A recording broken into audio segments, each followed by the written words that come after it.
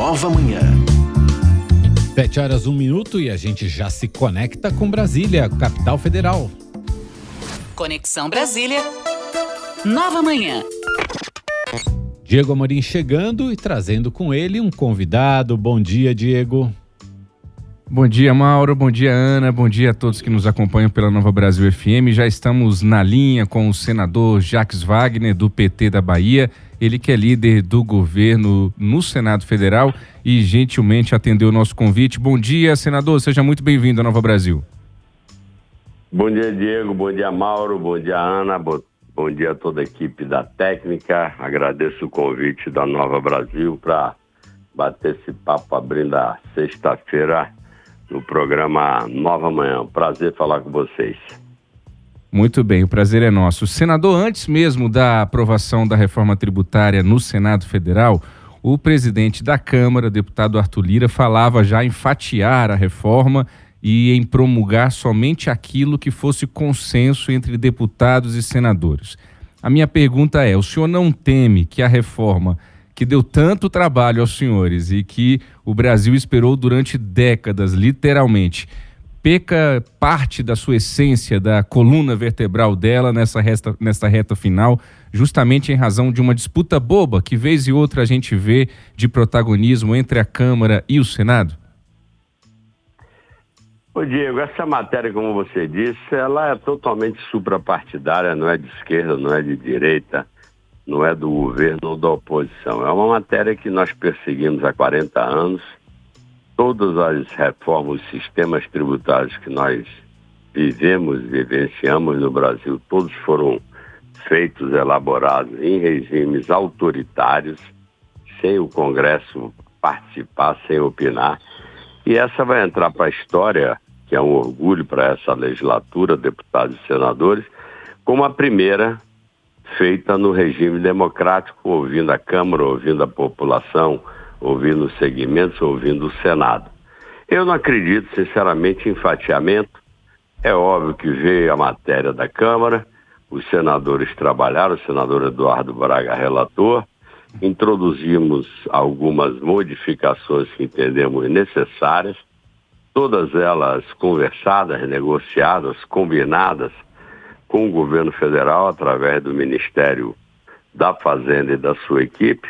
Eu imagino que o Ministério da Fazenda vai fazer o mesmo diálogo com a Câmara dos Deputados e, portanto, eu não vejo fatiamento de reforma tributária, que, como você falou, acaba ficando uma coisa pela metade. Eu prefiro que a Câmara ou absorva ou mude, eventualmente, aquilo que ela entende necessário e possa voltar ainda, porque no caso de emenda constitucional, é o verdadeiro ping-pong. Ele só se encerra quando o texto da Câmara e do Senado forem absolutamente coincidentes.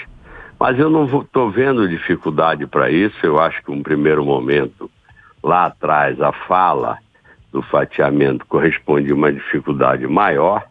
Não vejo essa dificuldade agora. Evidentemente que a palavra final não é minha, é da Câmara dos Deputados. Vamos aguardar a apreciação da matéria, imagino que a partir da semana que vem, e a partir daí vamos enfrentando a cada dia a sua agonia, como a gente diz no ditado popular. Imagino. Senador, a gente vai piscar o olho e o ano vai acabar. O senhor falou aí em expectativa da semana que vem, essa retomada de discussão na Câmara. O senhor está otimista? O senhor está certo? O senhor está em dúvida? O senhor está na torcida? Como é que o senhor está em relação a uma eventual promulgação e finalização de toda essa tramitação da reforma ainda em novembro ou ainda no início de dezembro? Olha, eu estou otimista. Eu acho que esse é o desejo da sociedade brasileira. Fizemos já o arcabouço fiscal. Se a gente completar, e creio que completaremos até dezembro, eu acho que a Câmara e o Senado têm responsabilidade, sabe o que representa a aprovação de uma reforma tributária. O mundo está carente de locais onde sinta segurança para investir. O Brasil, eu posso dizer, é a bola da vez. Estamos vivendo, eu diria, numa democracia plena, com estabilidade das instituições, com bens naturais, coisas são demandados no mundo inteiro pelo foco na questão do aquecimento global e do meio ambiente. Então, sinceramente, temos um potencial. Creio que, completando esse ciclo que eu chamo de preparação para a economia tomar seu rumo e crescer, teremos muitos países e fundos que ampliarão e muito seu investimento no Brasil. Eu estou otimista, eu acho que o Senado cumpriu o seu papel, assim como a Câmara cumpriu na primeira fase. Trabalhamos o mais rápido possível, é uma matéria, como você disse, complexa, e eu acho que a Câmara agora também fará a sua parte, eventualmente modificar o que não concorda. Se for assim, volta para cá. Mas nós temos tempo, nós estamos abrindo a semana que vem, um dia, se não me engano, 20. Então temos dezembro inteiro. Feriado é só lá para Natal. Então ainda temos LDO para aprovar, ainda temos o próprio orçamento do ano que vem. Não tem só reforma tributária, temos fundo offshore, fundo onshore. Então tem matérias que representam ainda muita coisa importante, tanto para a saúde fiscal quanto para a saúde da economia brasileira. Eu, sinceramente, sem muito gigantismo, sem muito pé fora do chão, que não é meu estilo, eu creio que a gente consegue aprovar tudo isso até dezembro. Eu sinto essa vontade nos senadores e nos deputados. A gente está conversando com o senador Jacques Wagner, senador do PT da Bahia e líder do governo no Senado. Eu queria abordar justamente essa questão, senador, porque o senhor tá otimista aí com o prazo, a gente já está no finalzinho do ano e realmente existem matérias muito importantes para serem aprovadas para garantir a sustentabilidade fiscal do governo, o orçamento para o ano que vem. Quais matérias o senhor acha que já estão mais encaminhadas nesse sentido e quais aquelas que vão demandar uma negociação maior? Não, olha, basicamente você tem a reforma tributária, vamos esperar a posição e a ponderação da Câmara dos Deputados. Na questão dos fundos, eles já foram debatidos na Câmara, eu acho que eles já são para lá de conhecidos da sociedade. Eles já estão no Senado e eu, de novo, não vejo dificuldade para essas 3 matérias que eu lhe disse que tem a ver com a estabilidade da máquina pública na área financeira. Então, eu sinceramente, eu sei que está apertado, mas repare, eu conheço a casa. As pessoas vão esticando, mas chega uma hora que as pessoas sabem que tem que entregar, como se diz, o serviço para a sociedade. Então, é o chamado esforço concentrado de fim de ano, né, senador? No fundo, não vou dizer que é igual, mas é um pouco como a gente individualmente com o imposto de renda. Vai deixando, quando chega naquela última semana que a gente só tem até tal dia, viu? Aí sai todo mundo buscando as papeladas na gaveta, para quem tem pouca coisa para declarar, e acaba declarando meio em cima da hora. É um pouco o hábito que a gente acaba tendo. No caso lá do Congresso, eu acho que a responsabilidade é grande dos 2 presidentes, do presidente Arthur Lira, do presidente Rodrigo Pacheco. Óbvio que eles sabem que a sociedade também olha para eles como comandantes das 2 casas, ou de cada casa, e não vejo nenhuma intenção de nenhum dos 2, nem do corpo da Câmara. Tem as brigas, Diego, naturais, puxa daqui, estica dali, emenda, cargo. Bom, isso é a vida da gente em democracia de composição. Presidencialismo de composição é isso mesmo, são 7, são 8, são 10 partidos, e aí fica o puxa-estica, que é histórico.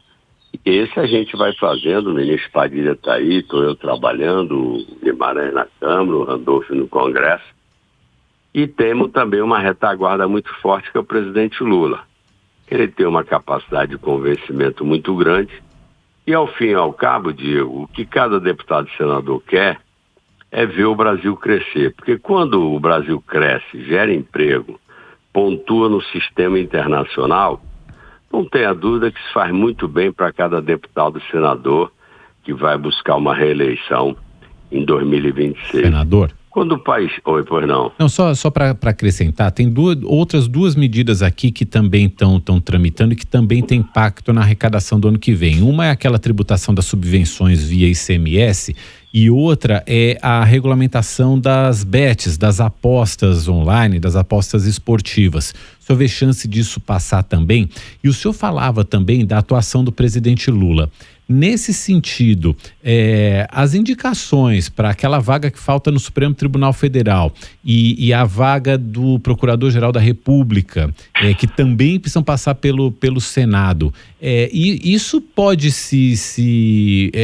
ali, eu não digo atrapalhar ou pelo menos ali ficar misturado com essa pauta econômica que precisa andar também? Não creio, sinceramente não creio, porque, repare, é como você mesmo disse, são 2 vagas e um eleitor. Só tem um eleitor que é o presidente, que é quem indica. Ouve, mas a escolha definitivamente é a dele. Eu, sinceramente, acho que as pessoas não misturam esses 2 postos com o dia a dia das negociações normais entre executivo e legislativo. É óbvio que quando chega nas agências, no ministério, nos bancos, nos cargos, todo mundo pleiteia e, eventualmente, um não atendimento aqui e ali pode criar um ruído, que pode ser contornado, mas pode criar um ruído.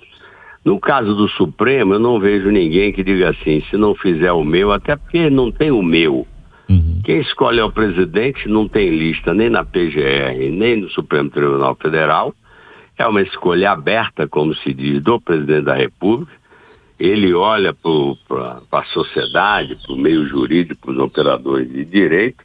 No caso da PGR, tem uma limitação, que é uma categoria que o cidadão tem que estar, que, se não me engano, tem um pouco mais de 70 que poderiam ascender a esse cargo, então ela é mais restrita, mas não tem uma lista. E no caso do Supremo, é totalmente aberto. Se o presidente entender que tal pessoa tem competência, maturidade, e ele tem confiança na visão de mundo que essa pessoa tem, que isso é claro que é importante, a pessoa carrega para o Supremo a percepção e a visão que ele tem do mundo, da sociedade. Então, essas 2, sinceramente, não interferem. Elas interferem só porque elas ocupam espaço de tempo, no caso das 2, que tem que ir para o Senado, tem sabatina na Comissão de Constituição e Justiça, tem sabatina no Pleno, mas não acho que ela tenha o condão de melhorar ou estragar. Evidentemente, se indicar alguém que todo mundo acha, beleza, todo mundo fica satisfeito, mas não é cargo pretendido pelos deputados e senadores. Nesse sentido, eu acho que não atrapalha. Pois é. O senador, voltando só um pouquinho. Terça-feira, o relatório do coronel, e aí vamos votar. A ideia é votar o mais rápido possível. Senador, só voltar um pouquinho na reforma tributária, porque a gente teve gente na oposição que votou contra a reforma tributária, né? A gente durante meses ouviu que a reforma tributária era muito importante, que não havia ninguém em Brasília contra a reforma tributária. O problema era qual seria essa reforma tributária. Quem votou contra na oposição bateu muito na questão do IVA, né, do imposto único, aí dizendo que vai ser o maior IVA do mundo. Eu sei que o senhor já respondeu inúmeras vezes sobre isso nos últimos dias, mas eu queria que o senhor dissesse ao nosso ouvinte da Nova Brasil FM como que o senhor lidou com essas críticas em relação às acusações e às interpretações de que nós teremos o maior IVA do mundo e que os impostos vão aumentar. Olha, primeiro eu quero separar. É óbvio que teve parte da oposição que fez críticas, eu diria assim, objetivas ao texto. Parte da oposição fez o jogo de oposição, que eu não acho correto, mas não sou eu que vou dizer como eles vão se comportar, que é o jogo de eu sou oposição, vamos tentar derrotar. O que eu acho que não cabe em matéria desse porte. Essa briga oposição derrotar governo e vice-versa, ela é própria de outro tipo de matéria. Mas teve gente que polarizou, infelizmente o ex-presidente entrou em campo pessoalmente, falando com aqueles que ele ajudou a eleger e pressionou violentamente, o que eu acho um equívoco, que quem já foi presidente sabe das dificuldades fiscais, sabe que o sistema tributário brasileiro é considerado o 7º pior do mundo entre 190 nações. Repare, 7º pior do mundo entre 190. Enquanto a gente é a 9ª maior economia, é o 7º pior sistema tributário. E ele entrou em campo dizendo mesmo, não, quem eu apoiei tem que votar contra, blá, blá, blá, blá, blá. Assim como teve gente de oposição que votou um texto da reforma tributária. E é bom lembrar, como foi dito por alguns, que esse texto começou a elaboração, não foi no Executivo, foi na Câmara e no Senado. Lá o Baleia Rossi apresentou uma emenda constitucional que foi relatada pelo deputado Aguinaldo Ribeiro. Do lado de cá no Senado foi Roberto Rocha. Os dois textos foram elaborados por um deputado e um senador que à época eram apoiadores do ex-presidente. Na época do ex-presidente, e alguns inclusive votaram dizendo isso. Eu não tenho como votar contra esse texto. Esse texto foi o que eu defendi em discurso na época do governo dele. Por que agora eu vou dizer só porque mudou de governo eu fiquei contra? Eu acho que essa postura não é madura para a democracia brasileira. Então, eu acho que alguns votaram contra. Sobre o IVA, de novo, vou dar o crédito. Quem criou a ideia do IVA dual, que não corresponde ao IVA que a gente conhece lá fora, talvez o erro ter botado este nome, que aí o pessoal diz, não, o IVA lá é 10, é 12, é 7, é 13. E aqui tende a ser maior, vai ser o maior do mundo. Mas não é o maior do mundo, que não tem nenhum IVA do mundo que se compara ao brasileiro. Eu vou repetir. É só entrevistar um insuspeito, que é Roberto Rocha, que não votou no Lula, não torceu pelo Lula, que ele vai explicar qual foi a ideia. A ideia foi juntar mais de um imposto. Nesse imposto, vamos dizer, no destino, que favorece aos estados menos desenvolvidos, que na origem só favorece aos estados industrializados.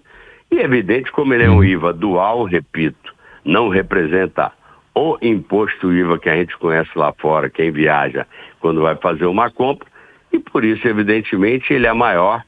E a depender, porque também quero lembrar, para quem está nos ouvindo, a fase de transição dessa reforma, como não podia deixar de ser, é 10 anos.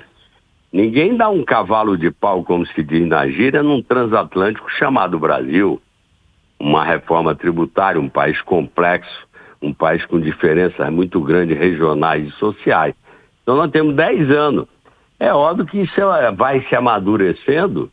Eu espero que a cada dia que se consolide que a arrecadação está crescendo ou está correta, a gente possa inclusive diminuir não só esse imposto, como qualquer outro imposto que esteja na fila dos impostos brasileiros.